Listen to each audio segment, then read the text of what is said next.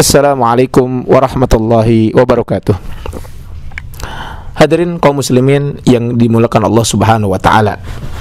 Ada beberapa penyebutan nama Nabi Ibrahim yang diabadikan di dalam Al-Qur'an sesuai dengan prestasi yang pernah diukirnya di pentas sejarah. Beliau oleh Allah Subhanahu wa taala diberikan gelar Abul Anbiya, bapaknya para nabi. Ulul Azmi, orang yang sabar dan teguh pendirian. Khalilur Rahman, kekasih Allah yang Maha Pengasih. Beliau Nabi Ibrahim alaihissalam dijuluki Abul Anbiya, bapaknya para nabi, lantaran telah melahirkan para nabi dan orang-orang soleh, sebagaimana yang diterangkan di dalam Al-Quran, di dalam surat Al-Hadid ayat ke-26. Dan sesungguhnya kami telah mengutus Nuh dan Ibrahim, dan kami jadikan kepada keturunan keduanya kenabian dan Alkitab. Demikian pula di dalam Al-Quran surat Al-Ankabut ayat ke-27. Dan kami anugerahkan kepada Ibrahim, Ishak dan Yakub, dan kami jadikan kenabian dan Alkitab pada keturunannya. Tidak banyak orang yang sukses melahirkan orang sukses pula. Berbeda dengan Nabi Ibrahim alaihissalam yang melahirkan dua orang nabi, yakni Nabi Ismail dan Ishak. Dari jalur Nabi Ismail terlahirlah Nabi kita baginda Rasulullah sallallahu alaihi wasallam. Dan dari jalur Nabi Ishak terlahir Nabi Yakub. Dan dari Nabi Yakub inilah terlahir semua nabi yang berasal dari Bani Israel. Pertanyaan sekarang adalah, apa saja rahasia kesuksesan Nabi Ibrahim alaihissalam yang telah sukses melahirkan tokoh-tokoh besar tersebut? Sekurang-kurangnya ada 3 kunci rahasia kesuksesan Nabi Ibrahim alaihissalam dalam melahirkan generasi-generasi sukses. Yang pertama adalah doa yang selalu dipanjatkan.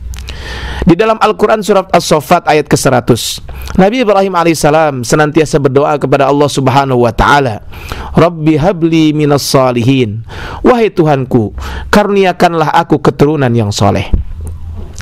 Doa tersebut selalu dipanjatkan oleh Nabi Ibrahim alaihissalam jauh sebelum beliau menikah atau sebelum mempunyai anak.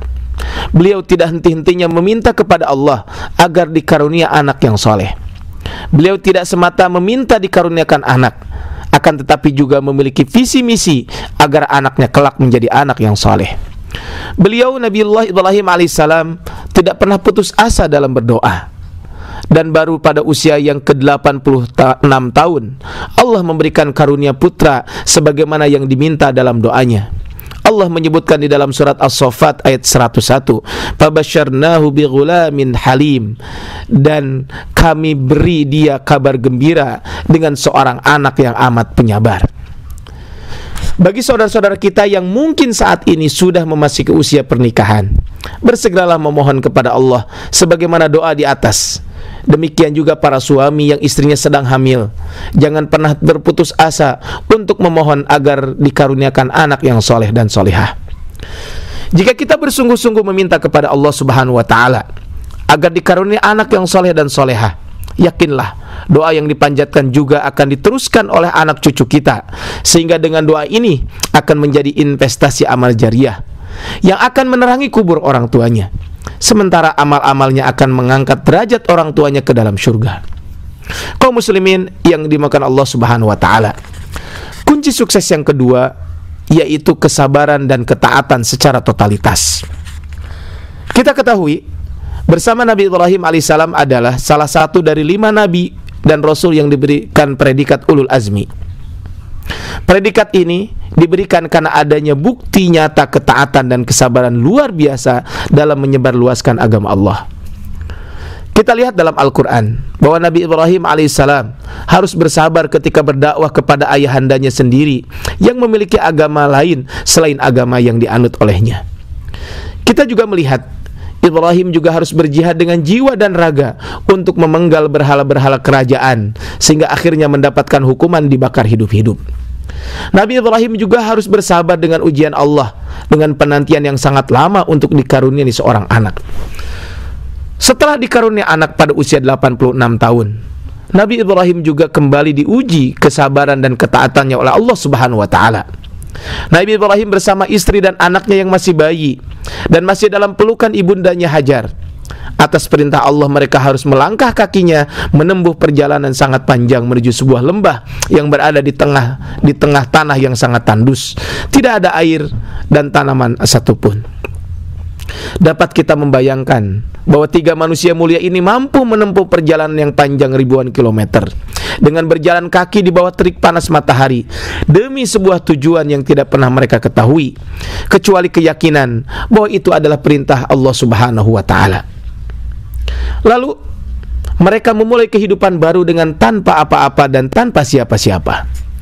Kemudian kita mengenang kembali ketika detik-detik mengharukan itu, ketika Nabi Allah Ibrahim alaihissalam harus meninggalkan istrinya, hanya berdua saja dengan putranya Ismail yang masih bayi di padang pasir yang tandus, sepi dan tanpa penduduk. Suami manakah yang tega meninggalkan istrinya di tempat yang gersang, tidak ada air dan tidak berpenduduk sama sekali? Ayah mana pula yang sampai hati pergi meninggalkan anaknya yang bahkan kehadirannya telah ditunggu puluhan tahun? Sekali lagi, itu adalah perintah Allah. Tidak ada pilihan kecuali bersabar dan taat kepada perintah Allah Subhanahu wa taala. Berkat doa yang terus-menerus dipanjatkan serta diiringi dengan kesabaran dan ketaatan serta totalitas, kini kaum muslimin bisa merasakan hasilnya. Ka'bah yang pada mulanya dibangun dan ditawafi hanya oleh 3 manusia mulia, yaitu Nabi Ibrahim, Siti Hajar dan Ismail, kini setiap tahunnya dikunjungi jutaan manusia dari seluruh penjuru dunia. Inilah bukti doa Nabi Ibrahim alaihissalam di dalam surat Ibrahim ayat ke-37. Ya Tuhan kami, sesungguhnya aku telah menempatkan sebahagian keturunanku di lembah yang tidak mempunyai tanaman-tanaman di dekat rumah Engkau Baitullah yang dihormati. Ya Tuhan kami, yang demikian itu agar mereka mendirikan sholat, maka jadikanlah hati sebagian manusia cenderung kepada mereka dan beri rizkilah mereka dari buah-buahan. Mudah-mudahan mereka bersyukur. Berkat ikhtiar dan doa, ketaatan dan kesabaran Nabi Ibrahim berbuah hasil yang bisa kita lihat sekarang. Jazirah yang dahulunya tandus dan gersang kini telah berubah menjadi salah satu kawasan yang paling aman, kaya dan makmur di muka bumi. Begitu juga dengan tanah yang dulunya tandus, kering kerontang, sekarang ini air berlimpah ruah, meskipun air Zam-Zam terus dikuras berjuta liter setiap harinya.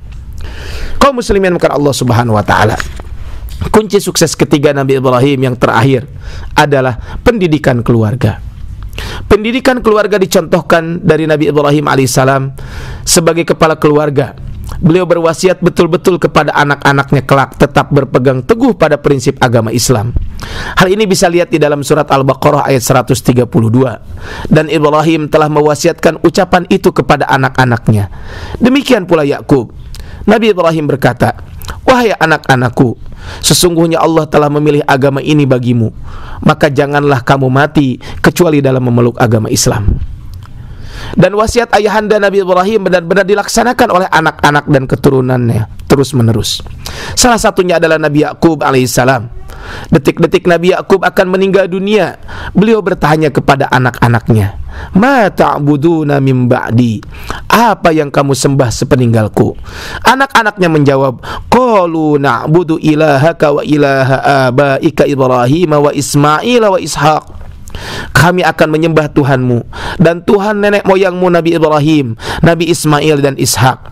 Ilaha wahida, yaitu Tuhan yang Maha Esa. Wa nahnu lahu muslimun, dan kami hanya tunduk patuh kepadanya. Firman Allah di atas membuktikan betapa besarnya perhatian Nabi Ibrahim alaihissalam pada pendidikan anak-anaknya. Beliau tidak rela kalau anaknya bodoh atau berada pada jalur pendidikan yang salah, seperti tradisi menyembah berhala yang pada umumnya dilakukan penduduk saat itu. Ketahuilah kaum muslimin yang bukan Allah Subhanahu wa taala, bahwa pendidikan pertama dan utama adalah pendidikan tauhid, pendidikan akhlak dan akidah sebagai pondasi yang kokoh. Terpuruknya bangsa bukan karena sumber daya manusia yang kurang cerdas, akan tetapi karena adanya krisis moral dan akhlak. Mereka yang tidak dilandasi akhlak dengan ilmunya akan melakukan tindakan-tindakan amoral, tindakan korupsi, penyalahgunaan jabatan, dan mereka dengan kekayaan akan membolehkan segala cara demi meraih kekuasaan dan kepuasan nafsunya. Begitu juga dengan semakin merebaknya kasus kenakalan remaja, seperti pergaulan bebas, narkoba, tawuran dan lain sebagainya, terjadi akibat dari kurangnya perhatian, bimbingan, kasih sayang dan pengawasan orang tua terhadap akhlak mereka, terhadap moral mereka, terhadap tauhid mereka. Oleh karena itu, pada momen hari ini, pada momen hari raya Idul Adha ini, marilah kita berkurban dengan waktu, marilah kita berkurban dengan tenaga, pikiran dan harta yang kita miliki demi sebuah masa depan anak kita. Yakinlah, perjuangan dan pengorbanan orang tua tidak akan pernah sia-sia. Allah yang maha menepati janji pasti akan mempertemukan kita kembali dengan anak-anak kita di akhirat, apabila mereka tetap beriman kepada Allah dan menjalankan syariat Islam secara baik. Demikian ulasan singkat 3 rahasia sukses Nabiullah Ibrahim alaihissalam, yaitu berdoa yang selalu dipanjatkan, kesabaran dan ketaatan secara totalitas, serta pendidikan keluarga. Mudah-mudahan Allah Subhanahu wa taala memberikan anugerah kepada kita semua berupa anak yang soleh dan soleha. Barakallahu fikum. Assalamualaikum warahmatullahi wabarakatuh.